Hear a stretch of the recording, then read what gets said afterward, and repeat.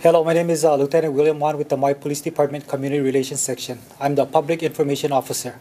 At this time, I would like to welcome Police Chief Gary Iabuta. Good afternoon.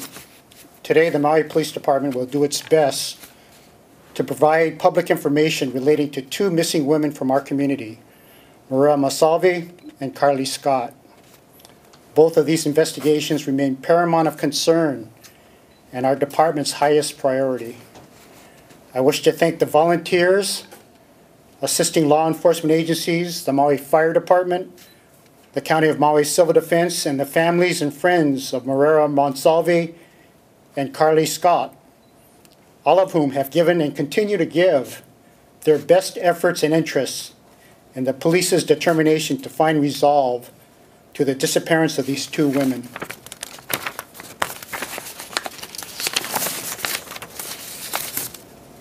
Soon I will turn our attention to Captain John Jacobzak, commander of our Criminal Investigation Division, and Lieutenant Peter DeLima, who are in charge of the detectives who are investigating the circumstances of these two missing Maui residents.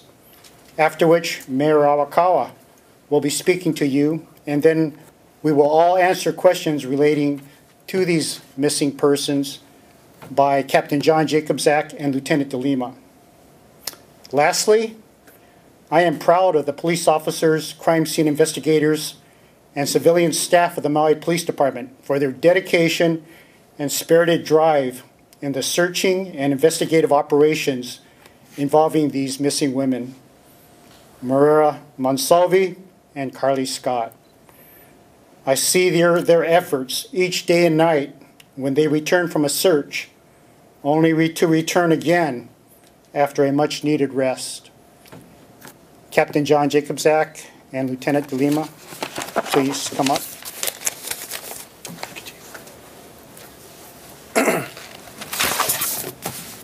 Good afternoon. My name is Captain John Jacobzak with the Maui Police Department's Criminal Investigation Division.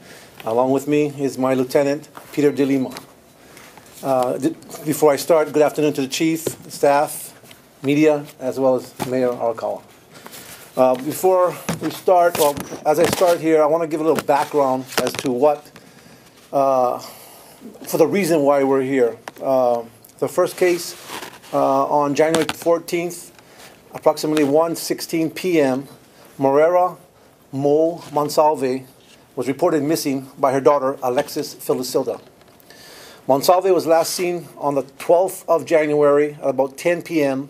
by her ex-boyfriend at his residence in Wailuku.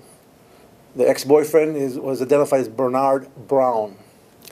On January 16th, Monsalve's personal belongings were located within a dumpster at the Wailuku Community Center. Between January 17th and 18th, from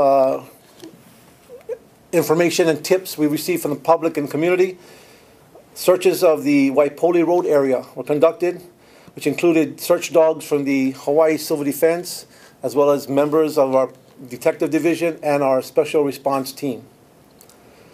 On January 23rd, through his attorney, Mr. Brown declined to give a statement or participate in a polygraph.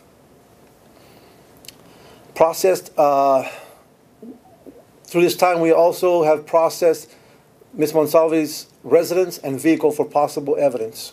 Okay? And interview of the family and friends were conducted to gather all information possible. A brief synopsis of the second case. On February 10th, Kimberly Scott reported her 27-year-old daughter, Charlie Scott, was missing. Carly Scott was last seen on February 9th at approximately 8 p.m. at her sister's residence in Haiku. Carly Scott was 5 months pregnant.